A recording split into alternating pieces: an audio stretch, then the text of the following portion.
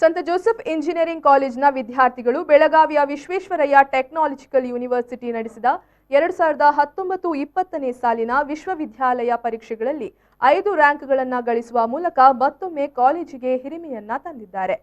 ಡಿಯೋನಾ ಡಿಸಿಲ್ವಾ ಅವರು computer applications ವಿಭಾಗದ ಸ್ನಾತಕೋತ್ತರ ಪದವಿಯಲ್ಲಿ 9.01 ಸಿಜಿಪಿಎ ಗಳಿಸುವ ಮೂಲಕ ಎಂಸಿಎಯಲ್ಲಿ ಪ್ರಥಮ ರ್ಯಾಂಕ್ ಪಡೆದಿದ್ದಾರೆ. ಈ ಶೈಕ್ಷಣಿಕ ಗೌರವದ ಜೊತೆಗೆ ಸಂಬಂಧಿತ ಸಾಧನೆಗಳಿಗಾಗಿ ಅವರು 3 ಚಿನ್ನದ ಪದಕಗಳನ್ನು ಗಳಿಸಿದ್ದಾರೆ. ಅವರ ಜೊತೆಗೆ ಎಂಸಿಎಯ ಸ್ವಾತಿ ಬಿಎನ್ ರವರು ಸಹ 8.82 ಸಿಜಿಪಿಎಯೊಂದಿಗೆ 5ನೇ ರ್ಯಾಂಕ್ ಪಡೆದಿದ್ದಾರೆ.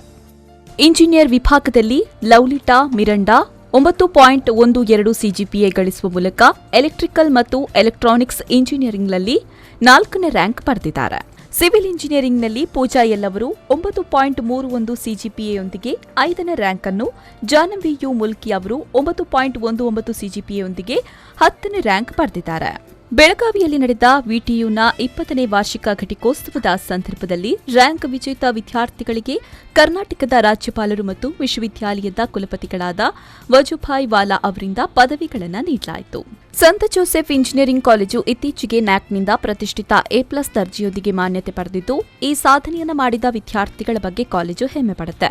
ಕಾಲೇಜಿನ ಆಡಳಿತ ಮಂಡಳಿ, ಸಿಬ್ಬಂದಿಗಳು ಮತ್ತು ವಿದ್ಯಾರ್ಥಿಗಳು ಎಲ್ಲ ರ್ಯಾಂಕ್ ವಿಜೇತರು ಮತ್ತು ಇತರ ಪದವೀಧರ ವಿದ್ಯಾರ್ಥಿಗಳ ಸಾಧನೆಗೆ ಅತ್ಯುತ್ತಮ ಸಾಧನೆಯನ್ನು ಗುರುತಿಸಿ ಹೃತ್ಪೂರ್ವಕವಾಗಿ ಅಭಿನಂದನೆ ಸಲ್ಲಿಸಿದ್ದಾರೆ.